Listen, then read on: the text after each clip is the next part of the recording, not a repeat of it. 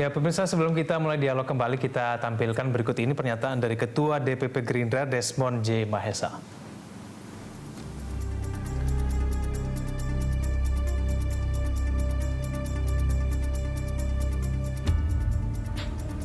Ya, inilah pernyataan yang disampaikan oleh Ketua DPP Gerindra berkaitan dengan kondisi KMP saat ini. Kan adanya KMP karena Jokowi tidak mengakomodir pendukung Prabowo, tapi sekarang kan mengakomodir. Bagi partai-partai pragmatis pasti merapat ke sana. Bagi Gerindra nggak ada masalah, yang bagus kita dukung, yang tidak pro rakyat kita lawan. Ini nggak masalah kalau sendirian begitu ya mungkin Mas Gun ya. Iya.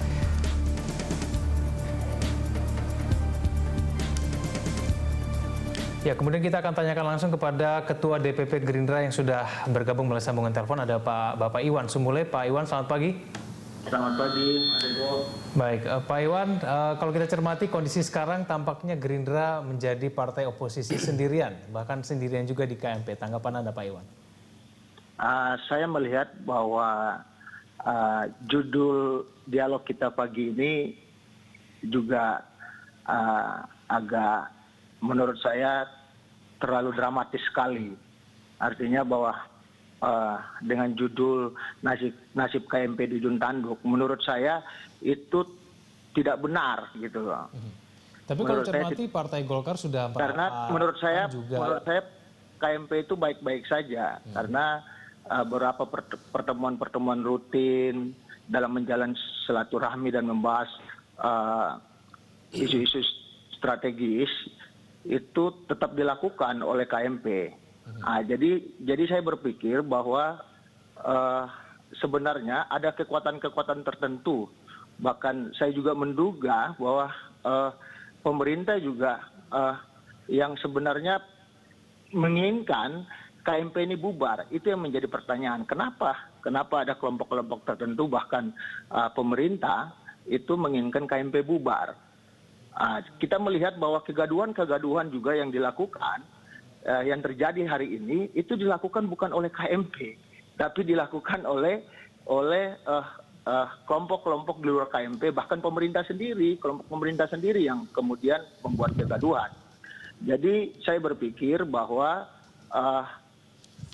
KMP itu baik-baik saja, tidak ada sesuatu yang luar biasa menurut saya. Bahwa ada upaya-upaya yang dilakukan oleh pemerintah untuk saya menyatakan menggarisbawahi bahwa upaya-upaya untuk membubarkan KMP itu dengan mengelobi beberapa tokoh-tokoh elit partai di KMP untuk bergabung dengan pemerintah dengan menawarkan beberapa posisi-posisi di pemerintahan. Nah, ini yang menurut saya yang upaya-upaya yang coba dilakukan oleh pemerintah untuk membubarkan KMP. Nah, termasuk dengan bagaimana keputusan peradilan yang tidak tegas posisi Golkar dan P3 hari ini. Kira-kira begitu, Mas Ego. Maaf saya potong, Pak Iwan, tapi yang menyampaikan ingin menyatakan merapat kepada kubu pemerintahan ini kader-kader dari partai itu sendiri loh, Pak Iwan, bukan dari adanya dorongan dari pihak-pihak lain. Itu kan ada upaya-upaya, itu kan yang upaya-upaya pendekatan awal yang dilakukan oleh kelompok tertentu di luar KMP dan pemerintah, upaya melobi-lobi elit-elit partai yang tergabung dalam KMP untuk bergabung dengan pemerintahan. Itu jadi upaya proses awal itu jangan sampai dihilangkan begitu. Yang dilihat oleh publik hari ini adalah bahwa kelompok-kelompok partai-partai yang tergabung dalam KMP ini yang ingin bergabung dengan pemerintahan. Nah, ini yang harus dilihat gitu loh. Pak Iwan, berarti kalau menurut kacamata dari Gerindra ini Partai Golkar, lalu kemudian P3, PKS ini masih dalam KMP begitu, belum ada yang keluar begitu?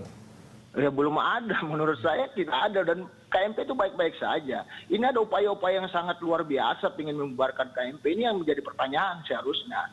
Begitu. Dan juga media-media, bahkan saya menduga juga bahwa dengan judul nasib KMP di ujung tanduk, ini salah satu media yang juga maksud saya ya mohon maaf ini bahwa dengan mengangkat topik seperti ini artinya juga Berita Satu juga ikut mendorong KMP ini bubar gitu loh. Padahal KMP baik-baik saja menurut saya ya. Oke, baik. Saya ke Mas Gun-Gun. Mas Gun, kalau cermati kan ini apakah betul KMP baik-baik saja, sebetulnya tidak ada permasalahan, paling tidak kan kita sudah lihat sendiri ya bahwa sebetulnya dari anggota DPD Golkar sudah menyatakan ingin bergabung ke pemerintahan, PKS meskipun mungkin kalau menurut Pak Iwan tadi ini sebenarnya pihak-pihak yang tertentu yang ingin membubarkan KMP, bukan. Jadi begini, ini sebenarnya kita harus membaca secara objektif fakta politik. Jadi yang kemudian bukan interpretasi banyak orang, bahwa fakta politiknya partai-partai yang sekarang di KMP itu sudah mulai melakukan proses komunikasi politik yang intens itu dengan pemerintah, dalam konteks ini di bawah kepemimpinan Pak Jokowi. Dan sebenarnya KMP tidak perlu dibubarkan, karena kan ini hanya semacam koalisi strategis pada saat Pilpres, ya kan? Nah, kemudian apakah KMP ini membangun semacam koalisi permanen? Kan waktu deklarasi setelah Pilpres itu kan KMP kemudian mendeklarasikan koalisi permanen. Tetapi dalam konteks perpaduan presidensial multiparteisme itu nyaris tidak ada prototipe koalisi permanen, ya. Kecuali kalau misalnya seperti Amerika, karena dua partai yang sama-sama kuat, Republik dan Demokrat, sehingga tradisi ruling party dan oposisinya terbangun dengan kuat. Nah, kalau dalam konteks, kalau baca bukunya Juan Linz misalnya soal banyaknya penganut sistem presidensial, negara yang menganut sistem presidensial mengalami deadlock, gagal, karena tidak adanya proses komunikasi yang intens, sehingga kemudian presidensial itu tidak cocok dengan multiparteisme.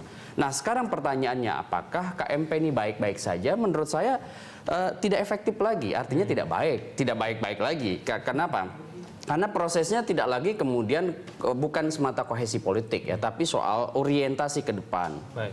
Misalnya menjadi kekuatan pengontrol yang efektif.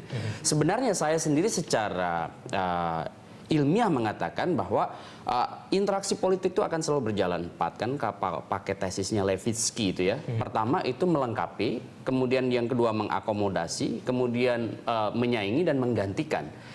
Proses empat ini alamiah aja dalam proses politik. Jadi ketika tadi misalnya Gerindra mengatakan ini ada pihak-pihak lain yang kemudian sebenarnya tidak usah kemudian tendensius seperti itu. Kenapa?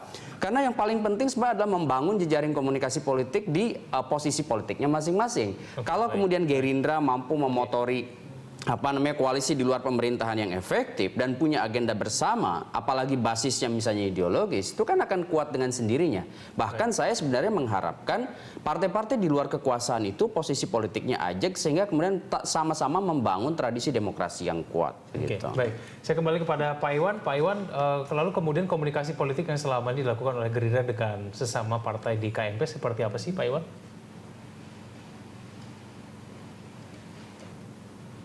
Bahwa partai-partai yang ada itu komunikasi politik juga harus kita bangun dengan baik gitu loh. Bahwa ketika ada komunikasi politik, jadi kami bukan sangat tendensius terhadap perkembangan yang ada, bukan hanya menuduh, tapi memang ada upaya-upaya yang dilakukan gitu loh. Bahwa sebenarnya ketika kita ingin membangun demokrasi yang baik, ya kita membutuhkan adanya kontrol dari kelompok-kelompok yang coba untuk mengkritisi. Jadi tidak semua orang kemudian, tidak semua kelompok atau partai politik juga harus diminta untuk harus bersepakat dengan apa yang dilakukan oleh pemerintah hari ini. Tapi kita mencoba untuk menjadi kontrol yang baik, mengkritisi hal-hal seperti yang dikatakan oleh Pak Despon tadi, bahwa dari Gerindra, bahwa ya kita apa yang baik untuk rakyat dan menguntungkan rakyat, untuk kepentingan rakyat, ya kita akan dukung. Tapi kalau hal-hal yang kemudian merugikan rakyat gitu loh, ya kita pasti akan kritisi. Jadi menurut saya bahwa apa yang terjadi hari ini, komunikasi politik yang dilakukan, saya anggap wajar-wajar saja. Apa yang kemudian disampaikan, dilakukan oleh PAN atau kelompok-kelompok atau partai-partai yang lain, menurut saya itu wajar-wajar saja. Komunikasi politik memang harus dibangun. Tapi yang saya lihat bukan soal tendensi atau apa, tapi bahwa memang ada upaya-upaya supaya KMP ini bubar. Ya, menurut saya KMP dari awal sudah menyatakan dengan tegas bahwa ingin menjadi kelompok yang mengkritisi, penyeimbang untuk membangun demokratisasi yang baik yang sedang kita lakukan hari ini. Itu sebenarnya tujuan yang ingin kita lakukan dari pihak KMP gitu. Baik, Pak Iwan Sumule, terima kasih telah bergabung bersama kami melalui sambungan telepon, Pak. Selamat pagi. Dan Pak Sebelum kita akan kemudian lanjutkan lagi dialog kita di segmen selanjutnya. Kami akan segera kembali.